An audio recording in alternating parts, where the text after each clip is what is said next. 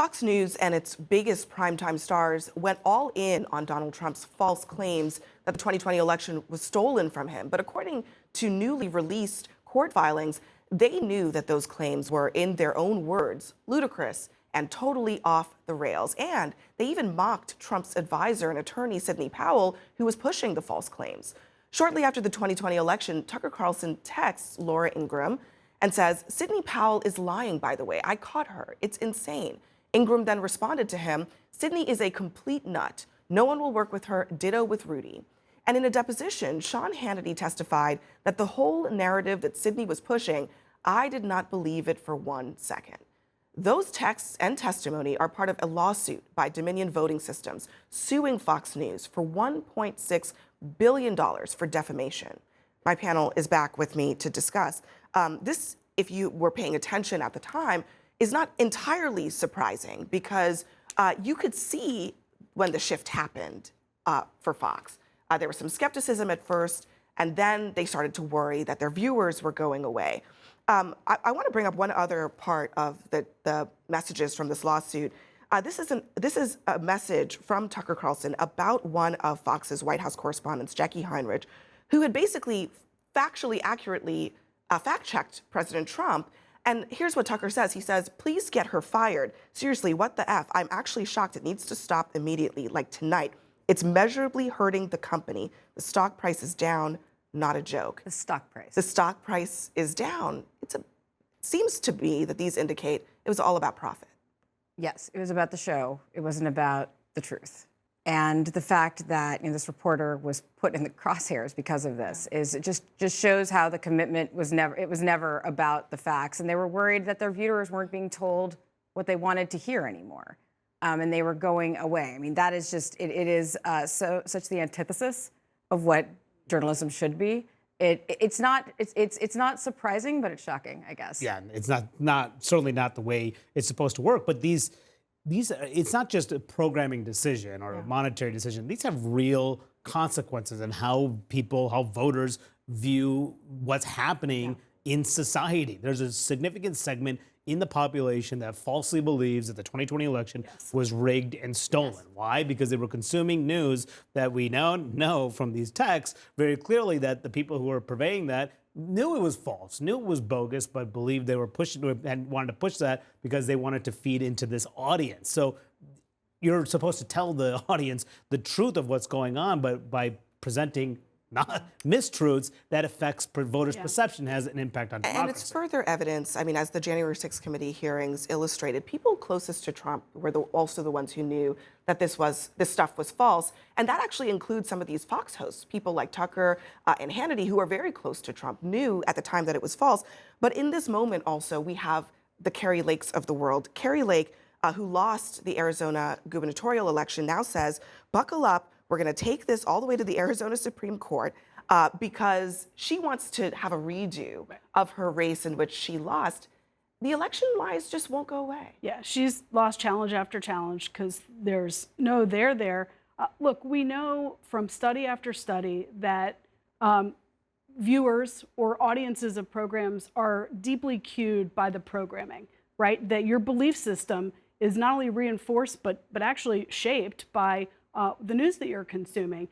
What this suggests is that elements inside the network were so afraid that the audience would walk away from them, that it created an incentive structure to continue misleading people. And if those facts all bear out, and a lot of this is still redacted, I think there's more to come, it is deeply, deeply disturbing.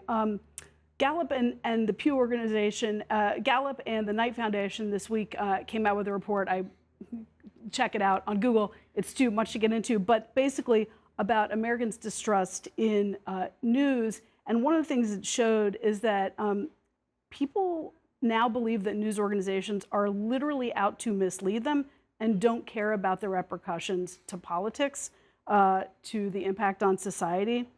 And the idea that's revealed here that that these fictions jumped from the entertainment side to the news side and directly put pressure on news coverage is deeply problematic. Yeah, I mean, and look, that's a real issue that you're talking about, but there's responsibility on the part of our elected leaders and people who claim to be in the news media to tell the truth. It's pretty simple.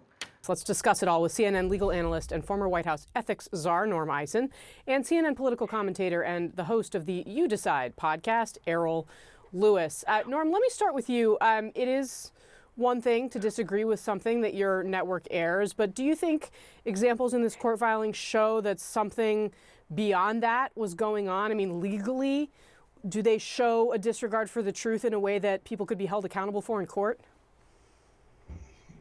Casey, I think they do.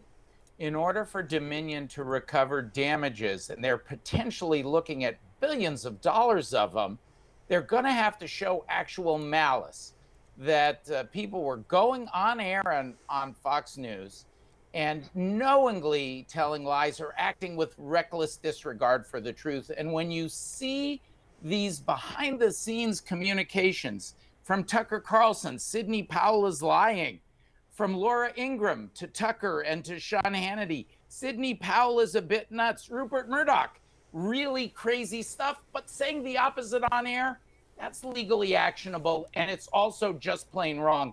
I think it will anger a jury. Large potential damages here. So, Errol, what does this mean in the sphere of public opinion, especially with Fox viewers? Will they care about it? Well, I think they will. The most damaging things that I thought came out in this latest filing is that you have these executives and even some of the hosts talking over and over again about, quote, respecting our audience. And what that meant, according to this filing, is what that really meant was telling people the story they wanted to hear, even knowing that the story that they wanted to hear was false. Telling people over and over again and giving their very powerful platform over to conspiracy theorists who wanted to spin the most insane ideas, which the producers and the anchors and everybody knew was completely out to lunch, but doing it allegedly in the name of, quote, respecting the audience. It's a terrible practice. It's really almost a case study in how not to run a news organization. There's a place to be concerned about the size of your audience and whether they're going off to an even more far right-wing rival platform, but that place is not in the newsroom. That's not where you're supposed to be crafting your coverage of one of the most important stories in American history. And that's exactly what they're being alleged to have done. And there's no reason to think that it's not true. So, Norm, Tucker Carlson is still sowing doubt about the 2020 election results to this day, as, of course, is former President Donald Trump. I mean, we cover it when he says those things.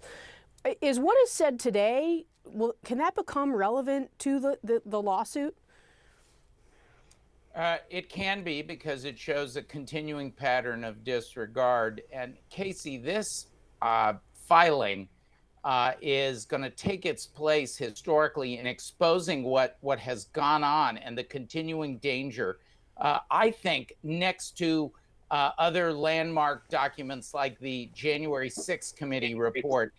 And the way to stop this ongoing pattern of lies is to have a trial and to force Fox News to pay damages, potentially billions of dollars in damages that could make that company sit up and take notice. I know these lawyers at Sussman Godfrey are going to try the case. I've worked with them. They are the ones who can really impose a lesson here. Great co-counsel at Claire Locke. So that's going to be the best remedy for the ongoing misrepresentations by Tucker Carlson and by Fox News.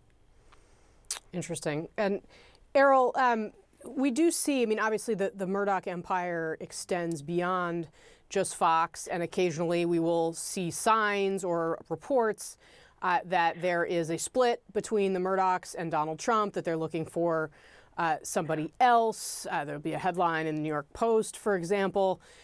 Is there any reason to believe that the Trump-Fox alliance is actually in a different place? Is it weaker? And would a $1.6 billion verdict affect it? Regardless of the verdict, I think the trouble that they've been in, the enormous cost, the reputational cost, and the financial cost of just defending themselves in this lawsuit, I think has really sort of sobered up the Murdoch organization.